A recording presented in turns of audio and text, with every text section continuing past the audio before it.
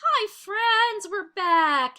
And today is Thursday, and we're going to continue our lesson on forgiveness.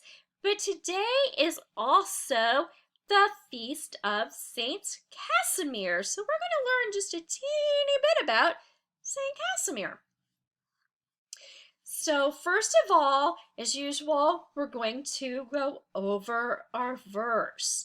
Let's see if we can all say it together. Let's say it 3 times. Let's see if we can say it 3 different times. Forgive and you will be forgiven. Luke 6:37. Let's whisper. Forgive and you will be forgiven. Luke 6:37. Let's try it the last time. Let's see. Let's see. Let's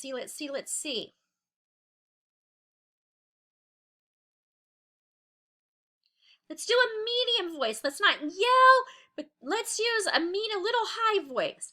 Forgive, and you will be forgiven. Luke 6:37. Okay, now we have, it's called the Angry Bee video that I'd like for you to stop and to watch. And this is really neat. Pay close attention because it is actually a little girl who has made this YouTube video, and she is telling you the story of the angry bee. I thought you would enjoy it because it was a little girl. Okay, next we're going to learn about Saint Casimir. So, Saint fun fact. Luckily, I found a saint. It's a saint fun fact for Saint Casimir. There's a tongue twister. Saint Casimir, a Polish prince, shunned material things and lived a prayerful and religious life, giving in to his father's demands to lead an army into Hungary. Many soldiers fled the impending battle. Casimir returned home, where his father confined him. So, let's see if we can understand that.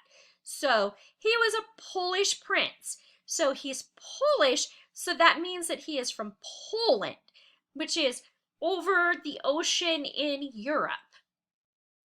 And it says that he shunned, and that means that he gave up material things. He gave up his possessions.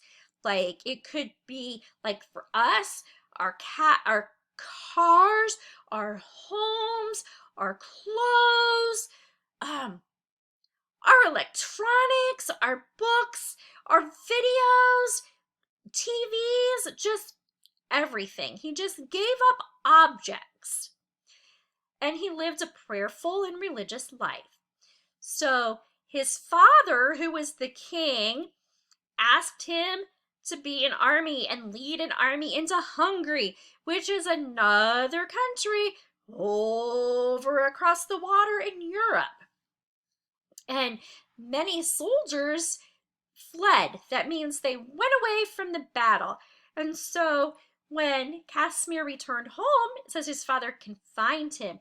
That pretty much means that his father didn't let him go. Now, we don't know exactly what that means or how that was done, at least from reading this part. Maybe if we research a little more, we could find out. But that could be kind of like putting him in a jail cell of some kind or locking him in a room where he cannot leave. So when you get your prayer folder, there is going to be a coloring page in there to complete, as well as a coloring page to remind us about forgiveness. So wants you all to continue. Oh, I think we have one more thing. Did I skip? I skipped 2 slides. Ugh, silly, whoa, silly forgot we needed to listen to our song. So let's listen to our song. Now we're going to say our act of contrition. In the name of the Father, and of the Son, and of the Holy Spirit. Amen.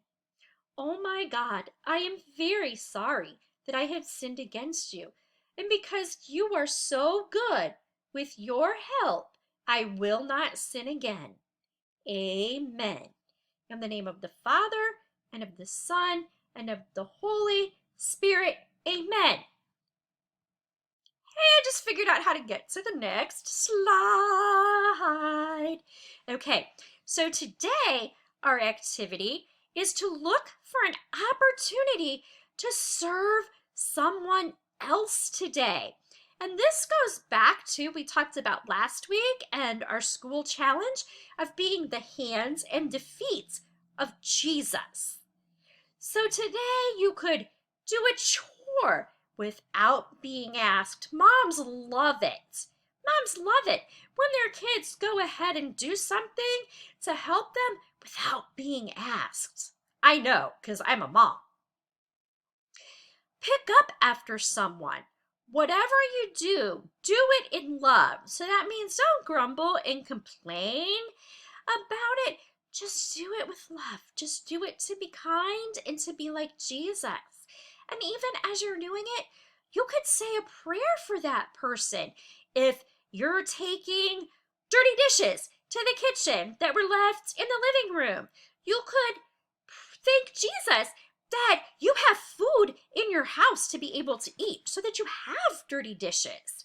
If you're picking up dirty laundry that someone left in the house that's not supposed to be laying around, you could say a prayer and say thank you that you have clothes to wear. Some people don't have a lot of clothes to wear. Or you could just pray for that person. Say a prayer for, if it's mom, or dad, or your little brother, or your big brother or sister. Say a prayer for them and remember them. So that's all for today. Tomorrow is our Family Friday activities. So I want you to, tomorrow when you do your religion, or tell your family that tomorrow your family all has to come together to help you with your religion assignment. I love you. I miss you. Have a great day.